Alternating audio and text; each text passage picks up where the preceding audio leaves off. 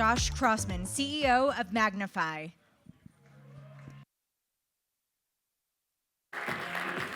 Hey, good afternoon, everybody. How's everybody doing? Are we in carb coma yet?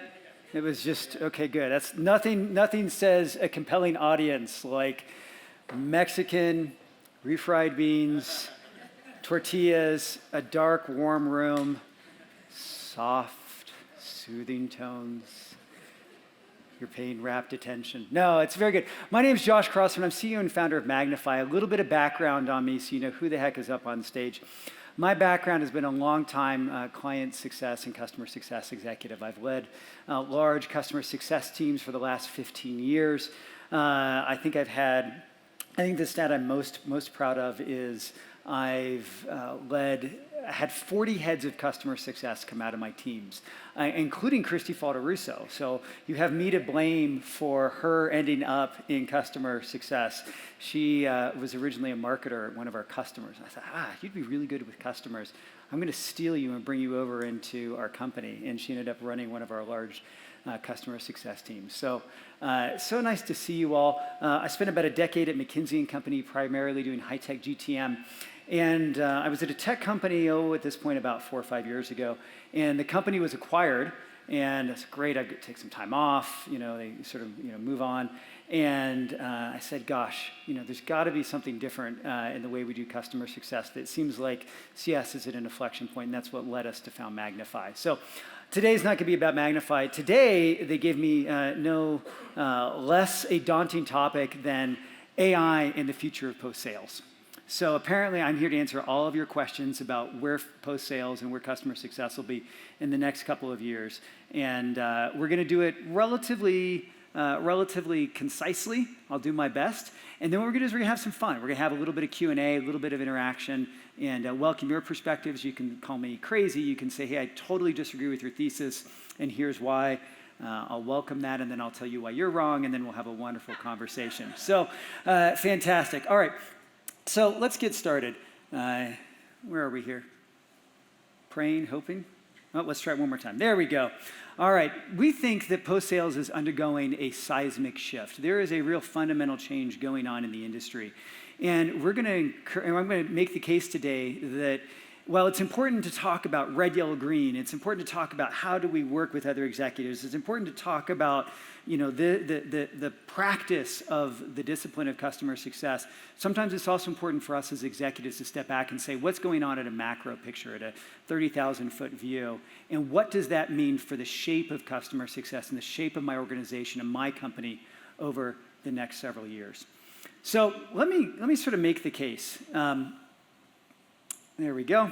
The way enterprise software manages post-sales is no longer working. So if you look, this is a study that was done by Bain & Company. As a former McKinsey guy, I'm burn a little every time I see Bain on the slide, but it's all right. Post-sales headcount has more than doubled in the last 7 years, with CS even faster. So if you look at the number of CS professionals in software, it started off at roughly around 13,000, 13,500 in 2018, and in 2024, we had over 33,000, almost 34,000. Really, really fast growth, which is fantastic. But if you look, NDR is down. So if you look, 76% of companies experienced a decrease in revenue retention, and only 9% saw an increase. So if you're a capital investor, if you're the public markets, if you're venture capital, if you're private equity, you're asking yourself, I hear all this talk that post-sales is really important, so I poured a bunch of money into it. Did it yield a return? Now, I think there are a lot of macro things. I'm not gonna sort of harp on our function too hard. I think there's some macro things going on. But at a fundamental level, dollars in to value out, the ROI was challenged over the last 7 years in customer success. And if you look, it's not just sort of NDR that's the question. Only a third of customers would say they are fully, or whatever for is, mostly satisfied with their customer success experience. Are your post-sales needs currently being met? 35% would put it in the top 4 or 5. That's not a great number. And if we wanted to sort of like make a tough situation even tougher, don't worry, there's good news later in the deck, so stay with me here. revenue growth is not where it needs to be. So revenue growth, if you're a public software company, is declining. So this is a study that was done by CapIQ and Alex Partners, about 122 publicly traded enterprise software companies. Here's what, if you look at kind of like how many people saw high growth. In 2023, it was about 57%. In 2024 actuals, it went down to 39%. That's not great news. And the 2025 forecast, 27%. And you can sort of make your own guess as to where your company sort of fits into that story. But there is something going on in software right now. We've put a bunch of money into post-sales. We keep saying that our existing customers are a path for growth. We're not seeing the growth. We're seeing NDR down. Growth is being challenged. The public markets aren't happy. What is the story here? Now, nonetheless, the public market's been up. And so there's a lot of capital floating around. So we're going to talk about kind of the good news in this story in a minute.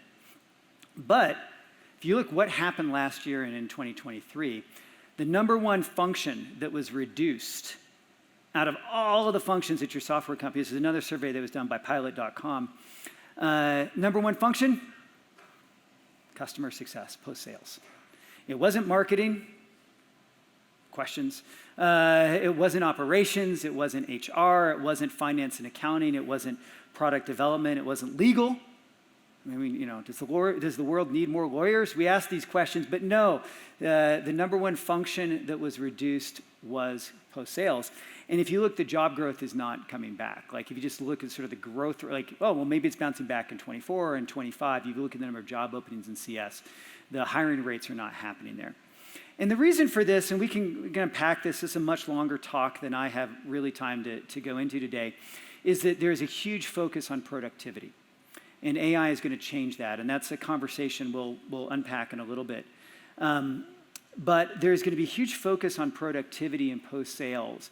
And what that means is the traditional models of scaling a number of CSMs, one CSM for every 25 accounts, or one CSM for every 50 accounts, or whatever your leverage ratios are going to be changing.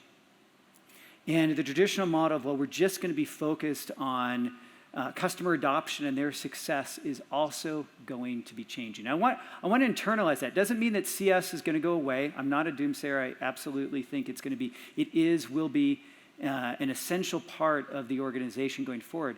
But I think we're, as Dave kind of talked about a little bit at the beginning, we are in another moment in the evolution of what our function is. If you think all the way back 20 years ago, some would argue that we were account management, and now we're customer success. And what is it going forward? Well, if you look at it, what's happening right now, the pressure that's coming from boards in the C-suite, from investors, is a focus on revenue growth. So remember that slide I showed you around the decline of like revenue growth in public markets? That's everywhere.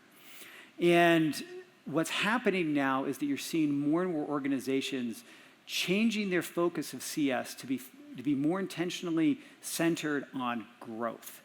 So this was a study that was done by TSIA, which is actually really good. And next time you see your counterparts in sales, you can throw it in their faces and say, look at how great we are. It says that relying on sales and renewals results in greater than 3x cost to renewal. Renewal rates are down by about 10%, and your upsell rate is less than 10%. What that basically means is sales is not tremendously effective at managing renewals and expansion. But you know who is really good and knows the customer intimately and does really well? Is customer success. Now, when I first came into CS and Christy will test it, I fought really hard around CS having a growth target. Because I'm like, I came from McKinsey, I was like, you're going to remove sort of this kind of like independent broker. You're going to make us this commercial entity that doesn't really understand it. But as I've thought about it more and more, there's a huge emphasis on if we make our customers successful, they want to do more with us. They want to renew, right? The lagging outcome of good CSing is growth, is retention. Now, let me tell you that what's actually happening now is CS are being changed or transformed or focused more and more as growth teams. And so what's happening is, let me tell you, this is a customer of ours. In Q2, a top 20 public software company reorganized. The CCO was moved out. They weren't hitting their numbers. The CCO was moved out, and CS was moved under the chief revenue officer. So a lot of people say, well, that's not a big deal. A CRO manages, we report in CRO already. Totally fine. what was interesting was the CS was reorganized into growth teams. And they created these sort of teams of CS, AE, and RevOps. And they had this huge focus on like, okay, now we're going to collaborate together and we're going to have a shared number to drive growth and adoption and ultimately revenue. The CS comp plan changed to focus more, so they're shifted more on growth. And they launched an AI GTM strategy because they said we're going to have to find a way to get more and more leverage out of the teams because they had a 14% growth target and they have no incremental headcount for post-sales. So 14% productivity lift by definition alone. In Q3, this was one of the largest public software companies reorganized, another customer of ours. CS moved under the CRO, and the CS NDR target increased, and there was a 15% reduction in CS headcount. It's very interesting. The numbers were almost the same between these two companies. And AI. There was a productivity story that they're going to have to be telling. And now, I'm not saying this is going to be every single company. I'm not saying that every organization is going to think about it a little differently. The stage of growth and maturity of your company matters. But what is central, I think, going forward is this notion of productivity and growth. And that CS is going to have to embrace that as a core part of our mandate in ways that we've maybe not always done so. And if you look at this, AI is going to be the core part of this story. So this was again from TSIA, but if you look, only less than 25% of post-sales organizations surveyed at the time had a formal AI program. But 75% of them were. And there's this massive move to drive adoption of AI. And the reason is very simple, is that we're not going to get the headcount that we need. And we're going to have to figure out productivity and growth with the resources we have, or with modest growth in the resourcing that we have. Now, what's going on? Like, where are they focused on? Well, it's very interesting. Number one was predictive analytics. Like the red, yellow, green, we tell this to a lot of our customers. The red, yellow, green story that we like to tell, and it's important. I have built red, yellow, green scorecards. We built very sophisticated scorecards. Ones that had things like, well, if the customer mentions competitive churn or competitive in a phone call, it automatically flips it to yellow and then to red if this criteria is met. And then we had all these metrics. We built very sophisticated scorecards. They were still, at the end of the day, manual. At the end of the day, they relied a lot on CSM reads, CSM sentiments.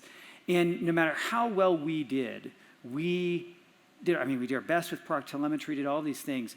And our forecasts were pretty good. I was pretty good at forecasting. Like, you can get our churn forecasts, 2 quarters out, kind of within 15%. Within quarter, less than 5% variance. We got pretty good at it. But we're still surprised. And the number one place that we're seeing everyone talk about is predictive analytics. Where are my customers at risk? And what's interesting is even now with AI, it's not even just a red, yellow, green, it's what is the number? So we can actually tell, with AI, we can actually say, this account has a 42% chance of churning, and it's going to be, it's currently $100,000, and we think it's going to be $58,000 in 2 quarters from now. And then here's why, and actually give you the reasons why. Second, which is not surprising, is improved productivity and service. We actually, at the end of the day, all of us got in this business because we care about customers. We want to help people.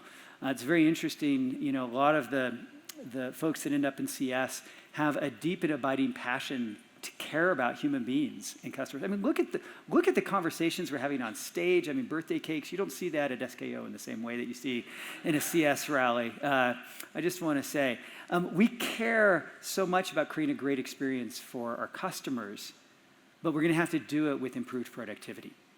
Third is the sentiment analysis. Can I just throw all my emails and call recordings into the great LLM in the sky, and somehow out will come out the answer, and then some personalization, some other things. So if that's what's going on, let me tell you a little bit about kind of where we think AI can fundamentally manage growth, fundamentally change the way we manage growth. And we think there's kind of a 4-part story to this. And this is where it's going to be much more interesting. We're going to start to tell you actually how to do all this. So one is data. We think that data is the lifeblood of all of this. And I think you know that. Many other speakers have talked about this. But integrating data from all the systems together in a way that AI can actually consume it. And we'll talk a little about how to do that in a minute. It's not nearly as hard as you think. It's not nearly as hard. The ability for these agents and for systems to tolerate ambiguity and imperfection in the data is much better than you might think. Second is then you've got all the data, but what do you do with it? Well, you have to go generate insights. And so what AI can then do is allow you to generate insights, the forecasting, the research. You can ask questions. We'll give examples of actual questions that customers ask. And then here's what's the part that I really want to land with you. Take action against it. So what's happening now is that AI can take action. And so we've all seen this. We've all seen bots that can like schedule our calendars for us or book a plane ticket or things like that. Well, increasingly what AI is able to do now is take all of those insights and actually create campaigns, create actions to customers. So for example, and what it will do, and this is be really important, is to do it cross-system. And I'm going to dwell on this for just a second. The cross-system is so important because what that's going to allow you to do is like actually not just send an email. Email and that level of communication is insufficient for the way customers interact with us anymore. And so let's send emails in Marketo, but let's trigger pop-ups in Pendo, and let's create a task in ClientSuccess for the CSM to follow up, and open a support ticket in Freshdesk, or I know Freshdesk is here, so I dropped there just to be nice, and and so on and so forth. And you're orchestrating across all of your systems agentically. And this becomes very powerful. And it's a combination of both digital and manual actions. And then lastly, so that we can continue to see investment, look, the dollars are there. The market is pouring dollars into AI, into tech, if we can show the growth. And so the next big piece is actually then, if I launch these actions and these motions, the good news is if we do it digitally and track it, we can actually measure the impact and show the ROI. And all of a sudden, look, this isn't a complicated concept. I mean, we've always been doing this. But I like to tell people the concept itself is not fundamentally new. But before, think about the old way of how you'd have to do this.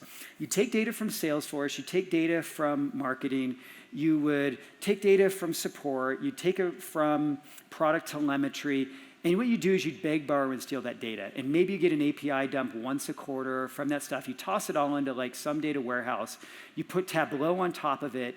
You'd stick some poor starry-eyed 25-year-old analyst on it to say, give me some insight, and pray that somehow, like at the end of like 6 weeks, you'd get a good answer.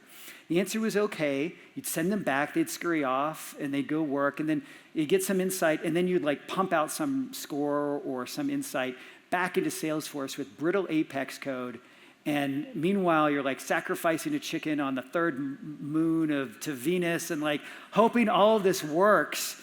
And then you're gonna trigger a CTA in some system, and then your CSMs never do the CTAs, and so you're like flogging the CSMs to go get them to do CTAs, and like they never do them, and you're like, and then the CEO's like, why am I spending all this money on this research and analysis you're doing? And you're like, oh, for the love of Peter, Paul, and Mary, could we just make this work? Well, but it was exactly that cycle. We're gonna take data, we're gonna do research, we're gonna try to take action, and we're gonna try and measure it. And it's a Rube Goldberg machine. This is how, someone turns on a TV, right? And there is a better way. We call it a remote control. And that is what AI is giving us, is the ability to take all the stuff that we've always wanted to do. We've always wanted to have nice toys and do these nice things, and we've never been able to do. And now suddenly we're getting the capabilities. And this is our moment. This is our moment to drive that growth and help the companies that are struggling with growth. And we have this opportunity. Okay, so let me tell you what's actually possible in AI. So remember that wheel. So what we can do is we can pull all the data together. And what we're going to do is we're actually going to say, find all my low usage customers, that's product telemetry, who have low NPS that probably came from some sort of survey, Qualtrics, maybe it's a support ticket, maybe you just sent out an email survey, low NPS. So now you've got that data sitting over in marketing or wherever it came from.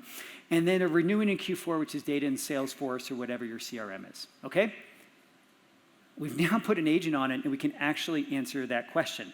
Here's the list, dear friends. Here's the list of them, and it's about 3 million in potential risk. Oh, thank you, LLM. What are the patterns that we're seeing here? Oh my gosh, it turns out that they have these common sets of attributes. It turns out that LLMs and AI are really good. One of the, not to say few things, but one of the core use cases that they are really good at, besides making people with like 6 fingers when you try and make a picture, is that they're actually really good at picking up patterns in data and patterns across language. That's what they were fundamentally designed to do. And so they can actually tell you these patterns.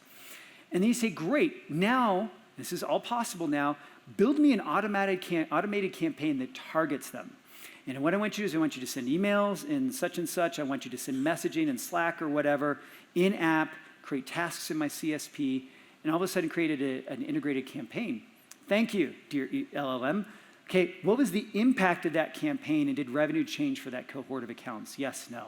Oh my gosh, it went up by, $3 million in potential risk. We saved $1 million that would have gone otherwise. Amazing. I'd like to go to club this year. That is the story that's now possible with AI. And I want us to embrace that. You say, well, that feels a little salesy. That feels a little like marketing. Isn't marketing going to do that? Isn't sales going to do that? Aren't I supposed to just sort of do phone calls with customers? And what I'm saying is that the industry is going to go through an inflection point, and these are the skill sets that we're going to need to have in customer success. Okay? You don't have to take my word for it. There is a report that was done by Constellation Research. They call this category customer growth automation. And it's going to be, someone's going to pick it up. It's either going to be sales, it's going to be marketing, it's going to be CS. My thesis is that CS will pick up most of it. Because I think we understand who the customers are, what's going on, and how to actually drive what the customer experience should be. So, you're the heroes if you want to be. Okay, so how do you do it? All right, well, I'm going to go through 4 imperatives in the next 2 hours to explain what. Thank you for that laugh. Thank you for working with me after lunch. We're going to keep your attention if I can, all right? All right, so 4 critical imperatives to make this growth transition. All right, number 1, get your data ready, okay? You got to get your data ready. So, why does data and readiness matter? Data is life. Without the data, none of the AI works. You have to get the data. Now, we're going to unpack what that means very tactically. I'm not going to spend 2 hours talking about data readiness, but it is important. And I'm going to say that it's something that we in CS need to think about. And we'll get to that in a second. So, what is data readiness? Data readiness is the state in which an organization's data is sufficiently, there are 5 dimensions here: complete, clean, structured, integrated, accessible. I know you've already got that memorized. Thank you, elephant in the room. We'll record this. You can take the notes later. All right. Now, what you've done is you've done these dimensions so that it can be used by AI systems for analysis, automation, generative tasks, and other applications. That's fundamentally what data readiness is. We're going to explain how to get there in a second, so don't worry. Okay, but the first thought, whenever you say, well, you need your data ready, you're like, wait, my data is not perfect right now. And this meme, I think, is actually not too much of an exaggeration. One of our customers, we're like, so how many active customers do you have? And they're like, we'll get back to you. And it's like, why is that a hard? Could you just look in Salesforce? Well, we've got some in Salesforce, and some are kind of in this thing called Snowflake, and we've got this other stuff. It's like, oh my gosh. And so here's what we have to say is nobody's data is perfect. That's okay. And as long as you start with the use case of something you want to solve and pick that wedge use case, you'll get there.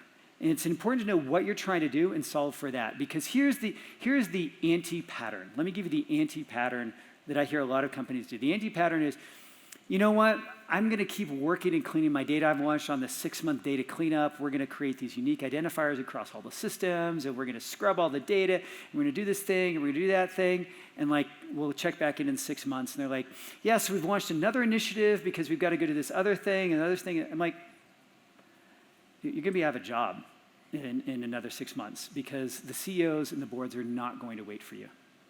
They're just not. And so we have to start picking use cases and showing the wins. Okay, so how do we figure that out? Well, there is an assessment that you can complete along with resources to do this. So we, along with Growth Molecules, developed an AI data readiness assessment. You can get it there. It's free. You're welcome to watch the webinar where we go through it in detail. You can assess it. What was fascinating was that of the companies that were surveyed when we did this, I think of all of them, and there were dozens, one rated themselves as strong along all the dimensions. Most of them had real pockets of growth, and that's okay. That's okay. So you got to go get your data ready. The second is, and this is directly related to the next one, is you have to make formal roles. So, well, you're not going to have tons of new headcount. We're not going to hire 1,000 new CSMs in my organization. Well, we believe that if we're truly going to create this customer experience, we're going to lead in an agentic world, the nature of our organization has to change. And I love Dave's example of like, well, you've got your org and you're going to have to manage humans and agents. I thought that's spot on. I also think you're going to need humans to manage the agents. And so increasingly, we're seeing these roles come up. Apologies, Freshdesk, but there's Zendesk here. We happened to see this. It popped on LinkedIn when I did the search. But you can see here that there are roles that are being intentionally created in customer success now that are directly focused on AI. And it is both kind of driving the sort of circle that I talked about, that full loop. That's what that first role is, that AI specialist, customer success scale. And then there are data analysts that are doing this. You can't just leave it off to some central data analytics team. You're going to need someone in your organization to really focus on that. And you say, well, I don't have headcount for it.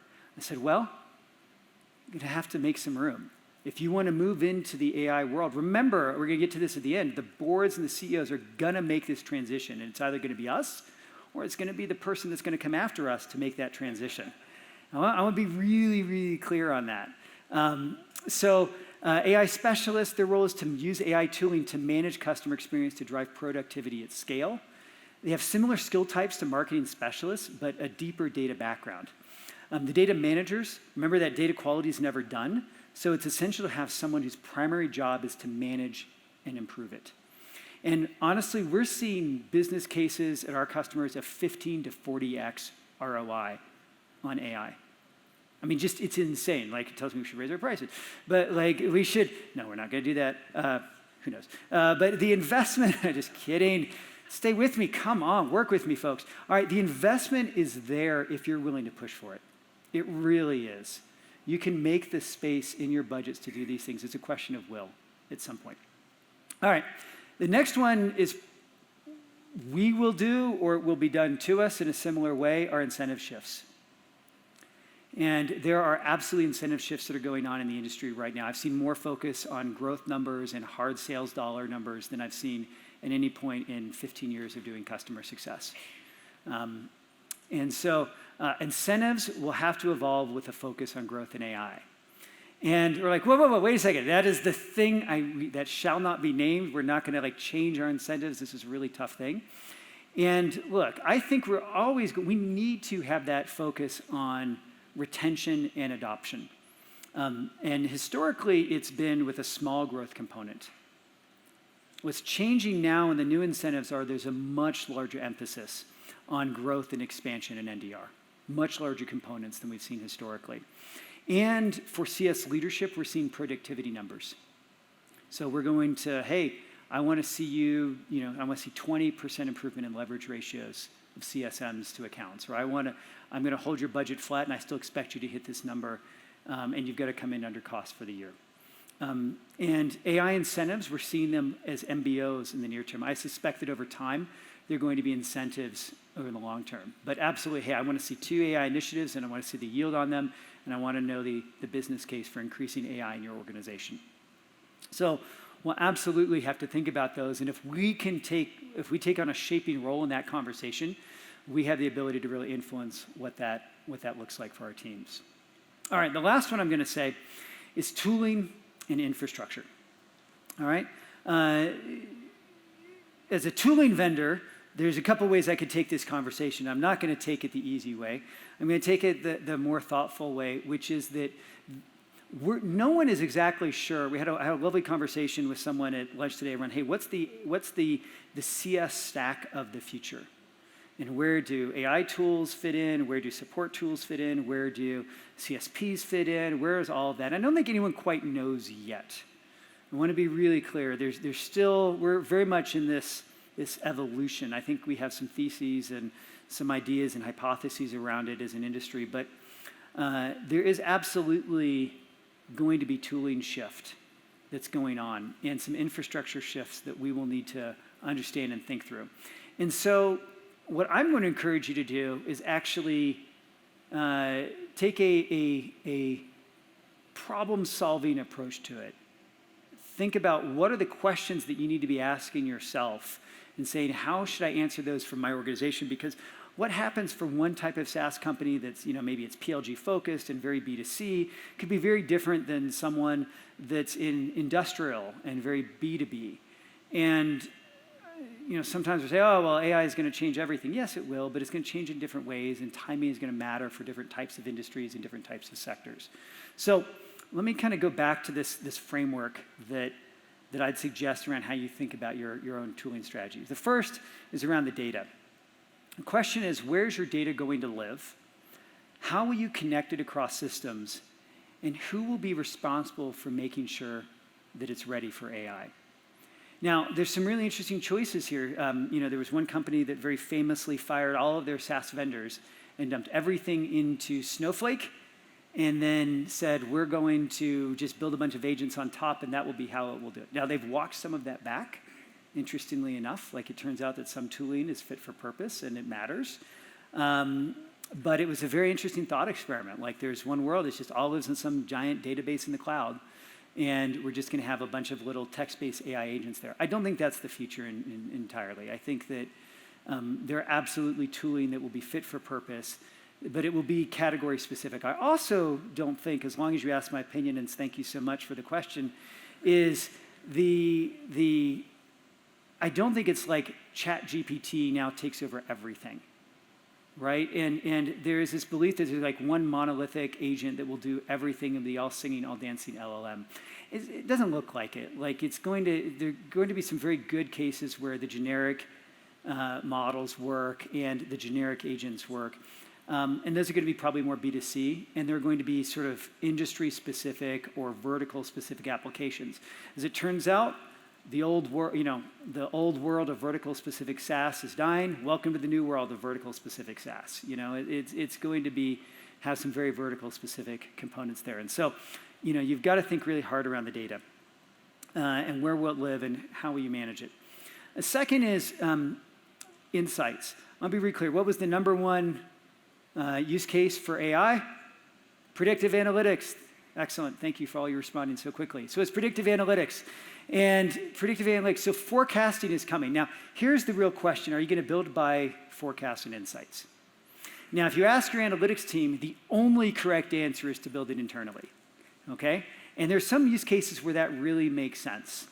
I think the question is that going to be a core competency of your analytics team? And what is the SLA that you're going to get from that analytics team? So, for example, is your forecasting model going to be updated every month or every quarter? How accurate are they going to be? What are the SLAs they're going to guarantee on that? But make no mistake, there's going to be somebody within the organization who's going to be thinking about forecasting. Or do you outsource it to a vendor? Or do you have somebody else help do that? Where is that going to be? How will it be maintained? The other thing I really want to impress upon you is the cool things that AI can do with on-demand insights. So remember that question. I said, show me all the low-usage customers that are west of the Mississippi and have Sally as the CSM. Well, you know what? We can just ask those questions. Great. Are they likely to renew or churn? Like, what are the risk factors? What's the current state of those types of customers? Are there any risk patterns that are coming up? Like, this ability to generate on-demand insights are awesome. I just got off a call today with somebody who's really interested in doing that, very large B2B SaaS company, and they're like, I was gonna hire 3 analysts, and I just don't see the need anymore with AI. But I want to democratize this. I want to get the ability for all my CSMs to go ask these questions and do insights, as well as the analytics team. So how's your team going to do that? All right. How will existing and new systems fit into the vision? So I think a lot of existing tooling is going to stick around. I just want to be clear. Like, I think that you're going to need a support platform. You're going to need a CRM. Somebody's going to have to like keep tasks for a CSM to do things for an AE. Call logging may change. Like with recordings and everything else, like nobody's going to take notes anymore. I mean, none of you are taking notes. I'm trying not to take it personally. It's like no one takes notes anymore, and you're just going to let AI record those and do that analysis. So like where is existing and new tooling fit into that vision? The important thing though is what I'm going to call orchestration. Orchestration's been around for a while in tech, but the idea of increasingly agents will talk to agents, all sorts of protocols like MCP that are thinking about this, but if you believe that you're going to have the support agent talk to the CRM agent, talk to the email agent, talk to the in-app agent, and somehow magically those 4 AI agents are gonna figure it all out amongst themselves and like improve your churn, like, good luck. Good luck. So there is going to be some level of human ideation and traceability and what I'm going to call orchestration, which is here's what the experience looks like across all these systems that will be essential. And then how much do you automate internally versus externally? This is a great point that people I don't think appreciate. You can do all the automation you want internally with AI right now, and there's like almost zero downside risk because your ability of your organization to tolerate imperfection is totally fine, almost very, very high. Externally, that is a very different equation. The moment you start sending emails or things to your customers, whatever communications. So how much do you want to do internally and externally, and where will those agents be involved? Last thing I'll say is we're going to have to measure the impact of each action automation and what are the systems reporting and how will data flow into it. So increasingly, we think reporting is going to change. When we were, just to tell you a little bit about us, like when we were thinking about building our platform, we have reporting capabilities. I was like, why are we building all of this? Are my customers just going to toss it into like some data warehouse or BI tool and do reporting on it? Sure enough. And then an agent's going to do that. Like reporting is going to change where it's going to be on demand more and more. And it's going to be less of like drag these 4 boxes over and like 10 filters. And we're not going to build reports like that anymore. So the reports, though, have to be coupled with stories. And one of the earlier speakers talked about telling stories across the executive team. That'll be important. All right, best advice, start experimenting now. We want to really, it's just such fertile ground. There's so many places for easy wins, either for revenue growth or productivity. If I had to pick between the two, I would go with revenue growth more than productivity, just to be candid, but both are certainly possible. And you don't need perfect data. You can generate some insights right away, build some cross-platform orchestration, and then just learn and iterate. Just try it. A couple other comments I'm going to say. This is a now thing. And I know I come to these conferences. We've all sat through these conferences. And like, oh, there's some good things, and that's great. There's nothing else you remember from anything I say today. It is this. Do not get caught in the trap of other priorities. Just don't. Like, I know we've all got to hit our NDR targets. I know we've got to drive revenue growth. We've got to drive retention. That is the thing for the organization. This is going to be the way to do it. You do not want to be in the innovator's dilemma.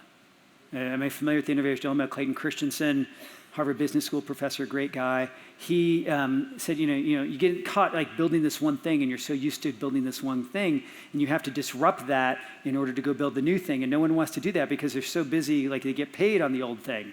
And so we don't want to go do the new thing. And well, here's how it's going to go is that we're seeing C-suites and boards turn over CCOs and CS leadership right now in search of quote unquote innovative leadership who will move to new models. Now, I don't want to put like the fear of God in you and be like, oh, it's going to, your job's in jeopardy today. No, it's not.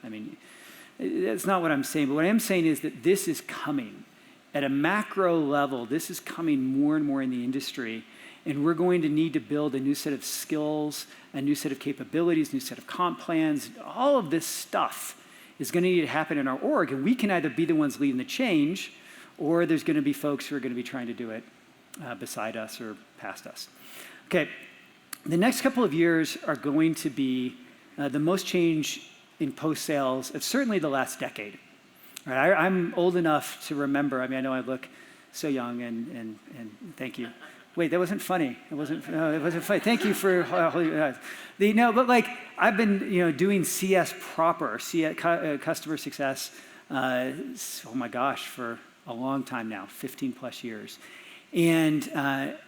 I'm old enough to remember like when Gainsight before it was Gainsight, back when it was Jay Barr. I remember when Nick, I was his first call as a CEO. Now he's no longer CEO of Gainsight, right? I remember these days, and I really do believe that we're going to see the most change in post-sales over the next couple of years that we've seen certainly in the last 10 or 15 years. And the question is going to be for you. How do you want to lead? What do you want your reputation to be in your organization? How do you want to show up in the type of leadership that you want to be?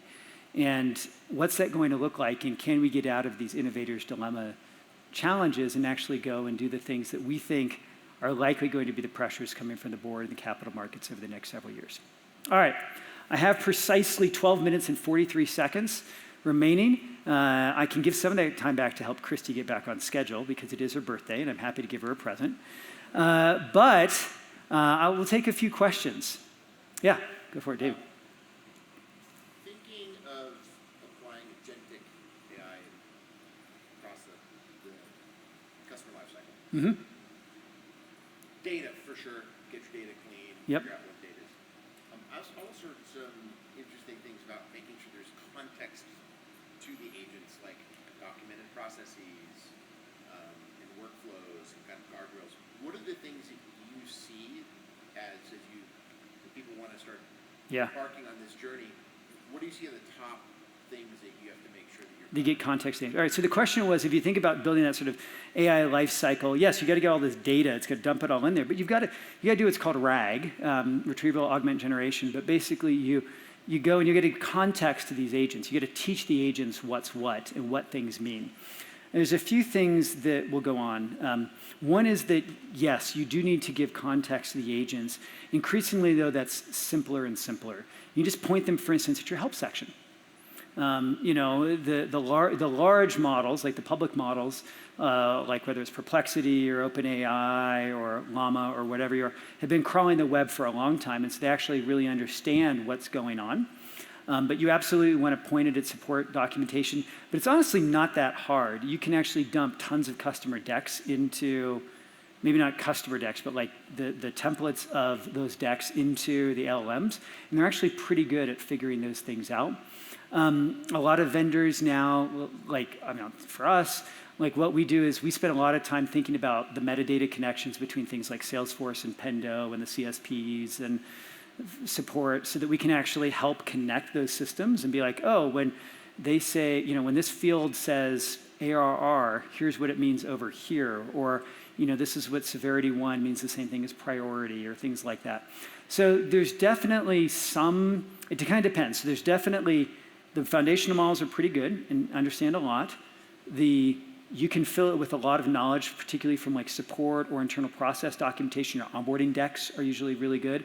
Like it's very interesting. We had one customer, we just said, give us your generic onboarding deck. It was able to, it builds really good onboarding campaigns now just based off a few decks. And then you can actually go so far as to then like work with vendors that have created like sort of training and can help with RAG and things like that. Yeah. All right, other questions? All right, I've stunned you to silence with my rhetorical brilliance. Wonderful, wonderful. All right, going, gone. All right, fantastic. With that, Christy, where's Christy? Christy Falderusso? We can clap for her if we want. I think we should. Let's clap for Christy. Let's give Christy a big shout. Christy, as a birthday present to you, I've gotten you back on schedule. That is a gift. Thank you, Josh.